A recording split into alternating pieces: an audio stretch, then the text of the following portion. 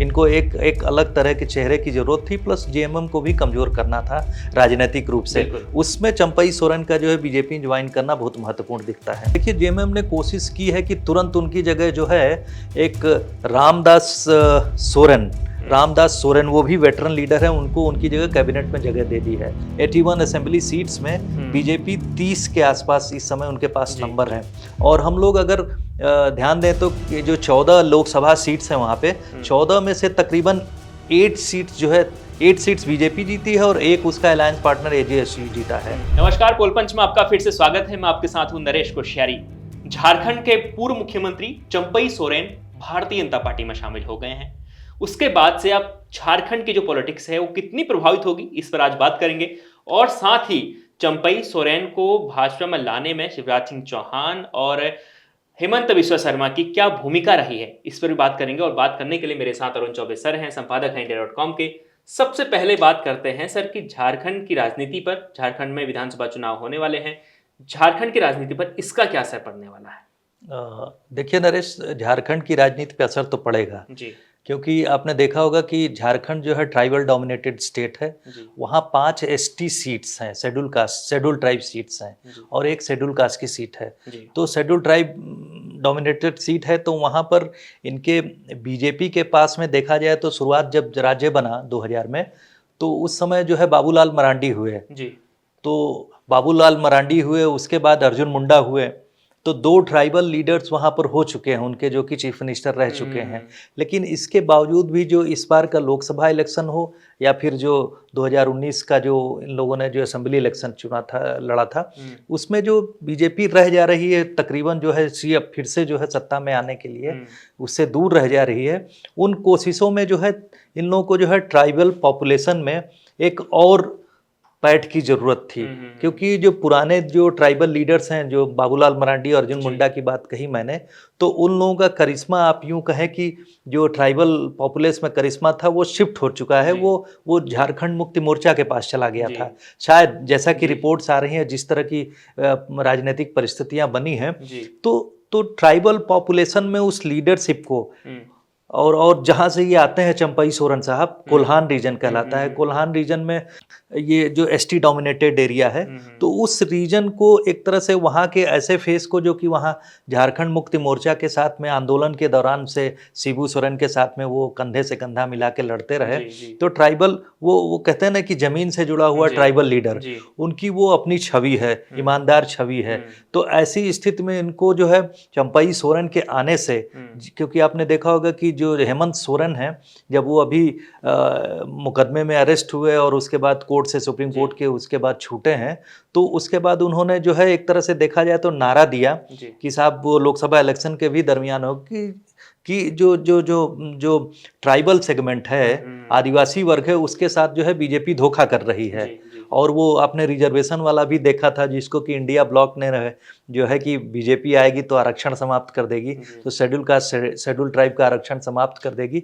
तो इन सब नैरेटिव से लड़ने के लिए कम से कम झारखंड में जो है इनको एक अलग तरह के चेहरे की जरूरत थी, प्लस जेएमएम को भी कमजोर करना था राजनीतिक रूप से। उसमें चंपई सोरेन का जो है बीजेपी ज्वाइन करना बहुत महत्वपूर्ण दिखता है। बिल्कुल, आप सर बीजेपी में तो आ गए हैं, लेकिन जो सबसे अहम बात है कि क्या भारतीय जनता पार्टी उन्हें मुख्यमंत्री का पद देगी, या क्योंकि कहा जा रहा है कि उन्होंने राज्यपाल का पद या मुख्यमंत्री या कुछ इस तरह की बातचीत हो रही है। क्या राज्यपाल का पद मिलेगा, या मुख्यमंत्री अगर चुनाव जीतते हैं तो मुख्यमंत्री बनेंगे?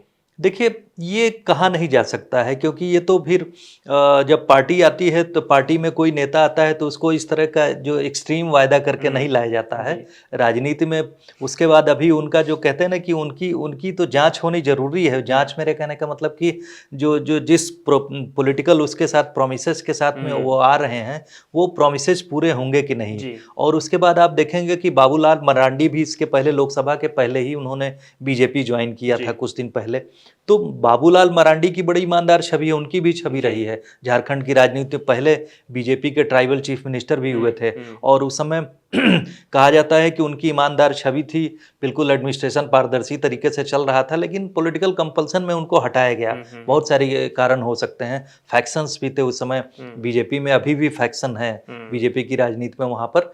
तो उस बीच में आप देखेंगे कि अगर ये एकदम से कहें कि साहब हम ले आके और इनको मुख्यमंत्री बना देंगे चुनाव के बाद में, तो ये भी जो जो पुराना कार्यकर्ता है, जो बड़े नेता हैं और हैं वहाँ के, जाहिर सी बात उनको नाराज करेंगे। तो वो इस तरह का मुझे नहीं लगता है कि राजनीति में इस समय वर्तमान परिस्थितियों में भारतीय जनता पार्टी इस तरह का रिस्क लेगी। लेकिन ये जरूर है कि उनके आने से भारतीय जनता पार्टी में जो है वहाँ पर झारखंड में जो है एक एक संबल मिला है, एक एक बेस में बढ़ोतरी हुई है। क्योंकि आप देखेंगे 81 असेंबली सीट्स में बीजेपी 30 के आसपास इस समय उनके पास नंबर हैं। और हम लोग अगर ध्यान दें तो ये जो 14 लोकसभा सीट्स हैं वहाँ पे 14 में से तकरीबन 8 सीट्स जो है 8 सीट्स बीजेपी जीती है और एक उसका अलायंस पार्टनर एजेएसयू जीता है, ऑल झारखंड स्टूडेंट्स यूनियन जो वहाँ की पार्टी है, तो उन लोगों ने जीता है। तो 9 सीट उनके पास में है। तो 9 सीट होने का मतलब मेजॉरिटी जो है, अगर उसको आप कन्वर्ट करें असेंबली सीट्स में, तो आप देखेंगे कि मेजॉरिटी तो आपके पास में है, लेकिन चूंकि आपका कॉन्फिडेंस जो है उस तरह का नहीं है, वो इस वजह से क्योंकि असेंबली और लोकसभा के इलेक्शन जो है अब दोनों अलग अलग परिस्थितियों में अलग अलग मुद्दों पे लड़े जाते हैं। तो ऐसी स्थिति में मुझे लगता है कि उस कॉन्फिडेंस को बनाए रखने के लिए कोई भी रिस्क न लेने की वजह से, क्योंकि भारतीय जनता पार्टी जो है वो जोखिम उठा चुकी है नारे देकर। और महाराष्ट्र में जैसे उन्हें उम्मीद थी कि अलायंस पार्टनर्स के साथ में जाएंगे तो हम पूरी सीट जीतेंगे, ये कोई जरूरी नहीं है। उसी वजह से ये लोग हर कदम अपना फूंक के चल रहे हैं। वही कारण है कि शायद जो है चंपई सोरेन का आना जो है, उन लोगों का मानना है कि हमारे लिए जो है सीट्स में बढ़ोतरी होगी। कहा जाता है कि दूध का जला छाछ भी फूक या आप यूँ कह सकते हो, क्योंकि आप कोई रिस्क ले नहीं पा रहे हैं। 4 असेंबली सीट होनी, सबका एक साथ होना था, लेकिन उन्होंने दो स्टेट जिसमें उनकी प्रिपेयर्डनेस थी, जम्मू कश्मीर और हरियाणा का अनाउंस कर दिया। लेकिन महाराष्ट्र में और झारखंड में आपने देखा होगा, महाराष्ट्र में आज भी 1 हफ्ते के अंतराल में 2 बार प्राइम मिनिस्टर की विजिट हो गई। सब बहुत सारे प्रोग्राम्स को उन्होंने अनाउंस कर दिया। उसी तरह से झारखंड में भी जो है अभी शिबू सोरेन की स्थिति, जो शिबू सोरेन मैं कह रहा हूँ, हेमंत सोरेन की स्थिति जो है अभी मजबूत है। क्योंकि जब वो कोर्ट से बाहर आए और ये कोर्ट्स में भी ये हुआ कि उनके खिलाफ जो है चार्जेस प्रूफ नहीं हुए, भले ही मुकदमा चल रहा है, तो ये एक नैरेटिव बन गया कि साहब जो उन लोगों ने दिखाने की कोशिश की कि नैरेटिव बन गया है कि अपोजिशन के लीडर्स को जो है बीजेपी जेल में डाल देती है,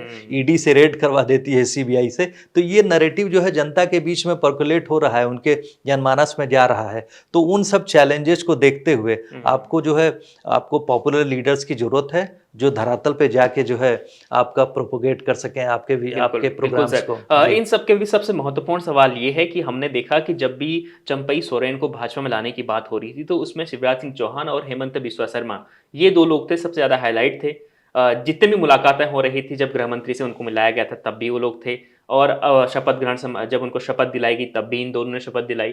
तो इनका क्या रोल है उनको लाने में? क्या कोई पुरानी दोस्ती इनके साथ है? नहीं, ऐसा उस तरह से तो नहीं, लेकिन एक्चुअली ये आप ऑर्गेनाइजेशनल लेवल पे देखें तो को इंचार्ज हैं शिवराज सिंह और हेमंत बिस्वा शर्मा के साथ में 1-2 और लीडर हैं, जिनको उन जो झारखंड के जो राजनीति को इंचार्ज, एक तरह से झारखंड अफेयर्स को देखने के लिए जो नियुक्त किए जाते हैं पार्टी की तरफ से।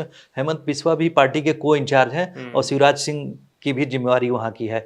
लेकिन इसके अलग आप देखें, क्योंकि 4 दिन पहले सबसे पहले हेमंत बिस्वा शर्मा ने ही अनाउंस किया था कि साहब चंपई सोरेन जो है बीजेपी ज्वाइन कर रहे हैं, और उनको ले जाके अमित शाह से मिलवाया उन्होंने दिल्ली में। तो इसमें हेमंत बिस्वा शर्मा के बारे में कहा जाता है, जैसे उन्होंने जो है नॉर्थ ईस्ट से ज़्यादातर जगहों पे कांग्रेस छोड़ने के बाद जब वो बीजेपी में आए, तो जो इनडोर नेगोशिएशंस हैं और जो मैकियावेलियन प्रैक्टिस कह सकते हैं, मैकियावेलियन प्रैक्टिस मतलब राजनीति में जो साम दाम दंड भेद आप कह सकते हैं, सब चीज़ के माहिर खिलाड़ी हैं वो।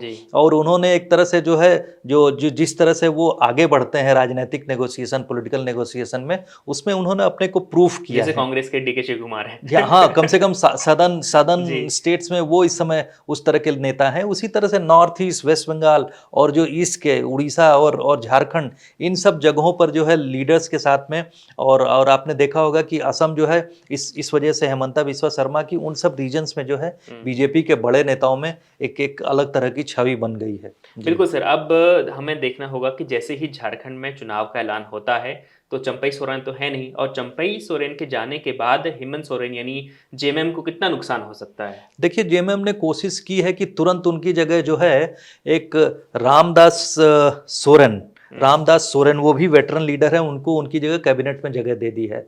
वो चंपई सोरेन जो है जहाँ से चुनाव लड़ते थे, उसके बाद कोल्हान रीजन में वो जहाँ से चुनाव लड़ते थे, मैं याद नहीं कर पा रहा हूँ, लेकिन जो उसी से बगल में जो है सिंहभूम के बगल में जो है घाटशिला एक सीट है, घाटशिला से वहाँ पर जो है ये सब कोल्हान का रीजन आता है, जो जिसमें कि आप यूँ कहें कि ट्राइबल डोमिनेटेड एरिया है, और ट्राइबल डोमिनेटेड तो झारखंड ही है, लेकिन उसका जो खास जो संघर्ष का एरिया, जो झारखंड मुक्ति मोर्चा के संघर्ष का एरिया हुआ करता था, उसमें जो उनके जो सुप्रीमो हुआ करते थे शिबू सोरेन जिनको दिसोम गुरु ट्राइबल लोग कहते हैं, जो अपनी ट्राइब में वो दिसोम गुरु के मतलब मुख्य नेता के रूप में माने जाते हैं, तो उनके साथ में जो कंधे से कंधा मिला के लड़ने वाले जो 2-3 नेता थे, उसमें से ऊपर की कह सकते हैं कि जो लाइन थी उसमें चंपई सोरेन भी थे और रामदास सोरेन जिनका नाम लिया, तो ये भी उसी कंटेम्प्रेरी उस लीग के हैं। तो उस जगह को भरने के लिए उन्होंने कोशिश की है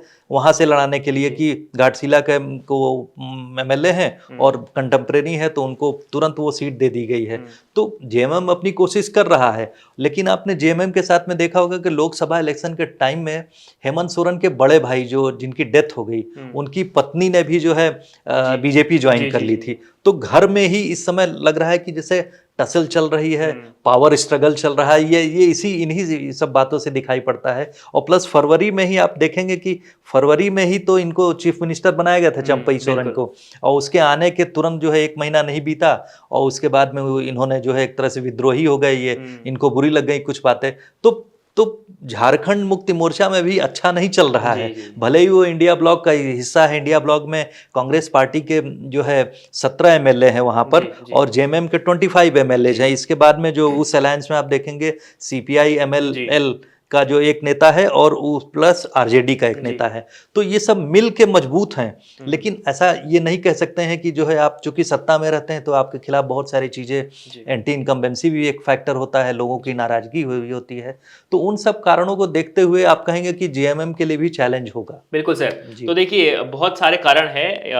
हेमंत सोरेन जो हैं फिलहाल वहां पर, फिलहाल तो सर उनकी स्थिति मजबूत है, लेकिन वो इमोशनल कार्ड काफी खेल रहे हैं। हम देख रहे हैं कि हाँ ना, मैंने कहा ना कि इमोशनल कार्ड इसलिए खेल रहे हैं कि जो ट्राइबल के साथ अनदेखी हुई है, और उनका कहना है कि केंद्र जो है, केंद्र सरकार बीजेपी की सरकार जो है ट्राइबल हितों की अनदेखी कर रही है। फिर से यहाँ अगर बीजेपी सरकार आ जाएगी तो डबल इंजन जो कहते हैं ना, दोनों मिलके जो है ट्राइबल्स का नुकसान होगा, और शायद रिजर्वेशन वाला जो नारा दिया जा रहा है, तो उन सब नारों को उठाते हुए ये लोग जो है एक तरह से नैरेटिव बनाने की बीजेपी के खिलाफ कोशिश कर रहे हैं। लेकिन मुझे लगता है कि जो राजनीतिक स्तर पे जो लड़ाई हो रही है उसमें बीजेपी भी कोई कसर छोड़ नहीं रही, इसी वजह से चंपई सोरेन का आना हुआ। बिल्कुल। तो आपने देखा कि झारखंड में उठाफटक काफी है, क्योंकि चंपई सोरेन जो पूर्व मुख्यमंत्री थे अब वो बीजेपी में आज शामिल हो गए हैं। अब ये देखना होगा कि उनके जाने के बाद झारखंड मुक्ति मोर्चा को कितना नुकसान होता है। झारखंड चुनाव में इसको ये नजर आ जाएगा, और साथ ही झारखंड में बीजेपी को कितना फायदा होता है चंपई सोरेन के आने से, इसका भी हमको देखना इंतजार रहेगा। देखते रहिए लगातार पोल पंच। हम रोजाना पॉलिटिकल खबरें आपको बताते हैं, देश में जो भी पॉलिटिकल उठापटक होती है वो उसकी खबरें आप तक पहुंचाते हैं, पूरा विश्लेषण आपको बताते हैं। आज की खबर को लेकर आपकी क्या राय है हमें कमेंट कर जरूर बताएं। साथ ही देखते रहें India.com।